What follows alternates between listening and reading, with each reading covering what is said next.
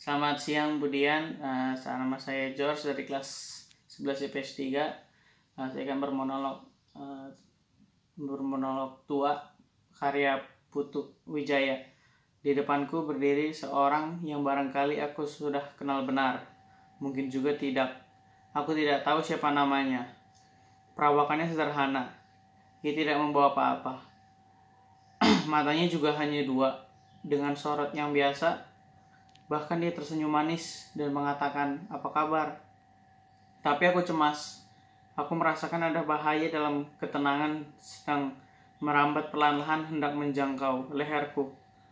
Aku merasa terpepet ke sudut dengan sopan dan kemudian pada akhirnya nanti dengan lemah lembut akan diminta untuk menyerah.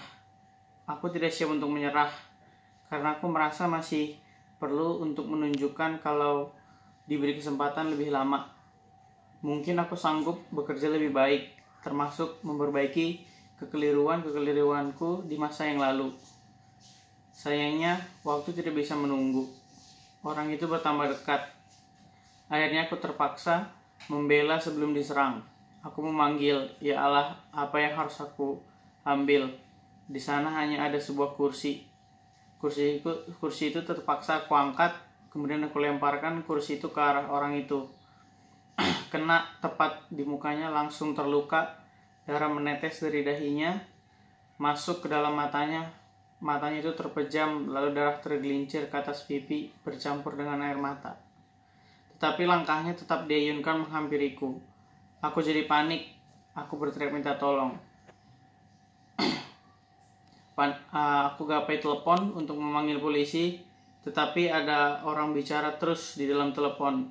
Dengan dongkol telepon itu aku lemparkan ke mukanya, tepat mengenai hidung orang itu. Hidung itu luka, darah menetes dari hidung masuk ke dalam mulutnya. Mulut itu bergerak, lalu dia meludah dahak yang kental. Aku mundur merapat ke tembok. Dia mulai mendesak.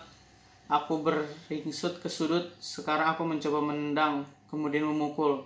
Sesudah itu aku menggigit, aku kalap, aku ngamuk. Aku tak melihat apa-apa lagi. Orang itu sudah terlalu dekat, baunya terasa.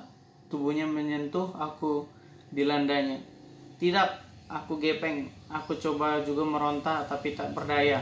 Tak ada gunanya. Aku coba lagi berteriak, tetapi suaraku juga sudah habis. Tenagaku terkuras. Akhirnya orang itu masuk ke dalam tubuhku. Ia masuk ke dalam jantung. Ia masuk ke dalam kepala, ia masuk ke perut, mengalir ke seluruh tubuhku. Ia menusuk ke dalam sanubariku. Ia menjalari sukmaku. Aku menjerit dan melenting. Oh.